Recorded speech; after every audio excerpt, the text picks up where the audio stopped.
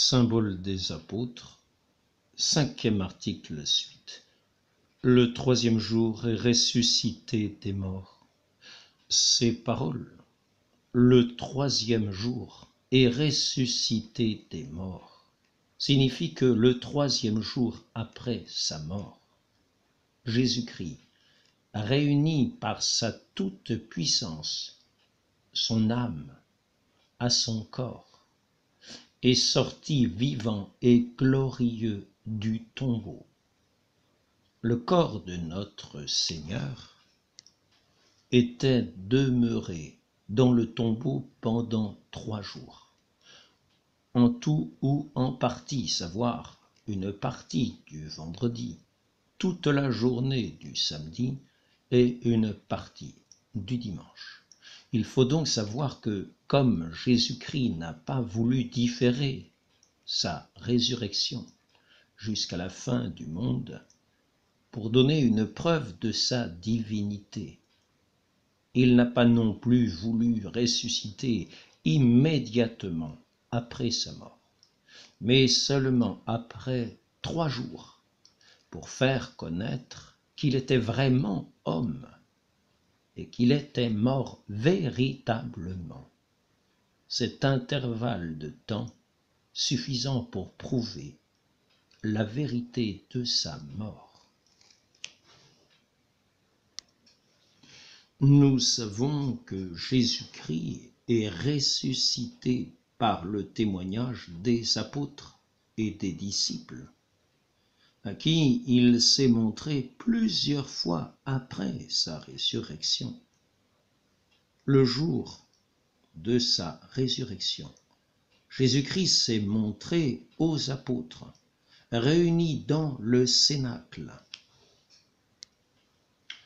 et leur a donné le pouvoir de remettre les péchés. Quelque temps après, Jésus-Christ s'est montré à plusieurs apôtres qui pêchaient sur la mer de Galilée. C'est dans cette apparition qu'il a élevé Saint Pierre à la dignité de pasteur suprême de toute son Église. Avant de monter au ciel, Jésus-Christ s'est montré une dernière fois à ses apôtres. Il leur a donné l'ordre de prêcher l'Évangile à toutes les nations. Nous devons croire le témoignage que les apôtres ont rendu en faveur de la résurrection de Jésus-Christ, car ils ont donné leur vie pour attester qu'ils avaient vu Jésus-Christ ressuscité. Des témoins qui se sont égorgés pour confirmer leur témoignage ne sauraient être des imposteurs. Le corps de Jésus-Christ ressuscité avait toutes les qualités des corps glorieux, savoir l'impassibilité, la clarté, l'agilité et la subtilité. Par l'impassibilité, j'entends que le corps de Jésus-Christ ne pouvait plus souffrir ni mourir. Par la clarté, j'entends que le corps de Jésus-Christ était brillant.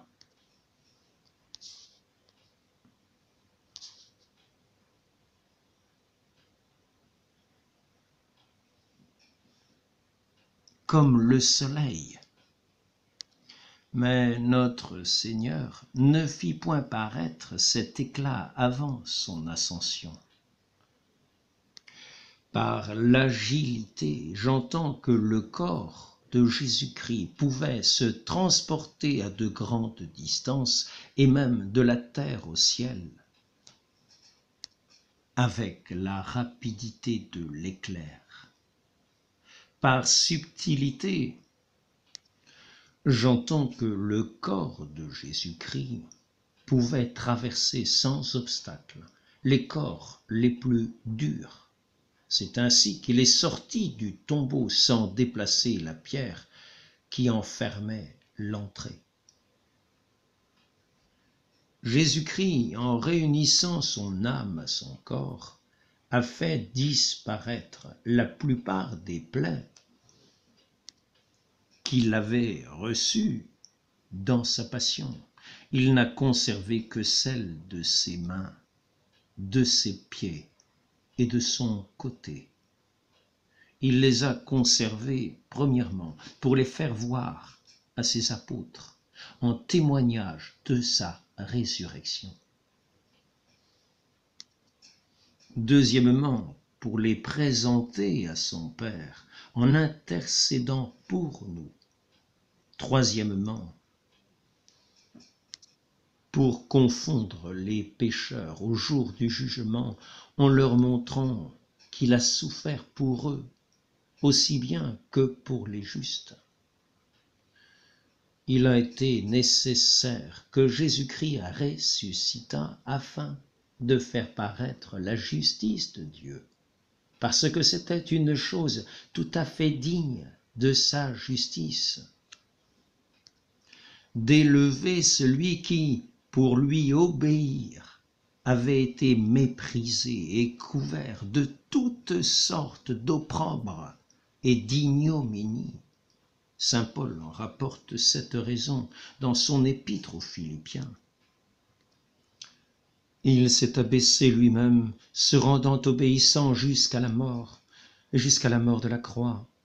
C'est pourquoi Dieu l'a élevé à une souveraine grandeur, et lui a donné un nom au-dessus de tout nom.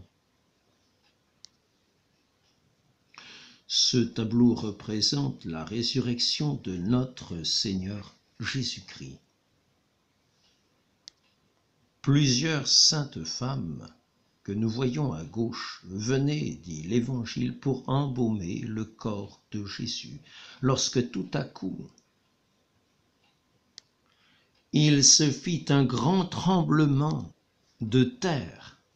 L'ange du Seigneur, descendant du ciel, vint renverser la pierre et s'assit dessus. Les gardes éperdus demeurèrent comme morts. Lorsque les saintes femmes entrèrent dans le sépulcre, elles furent effrayées à la vue de l'ange.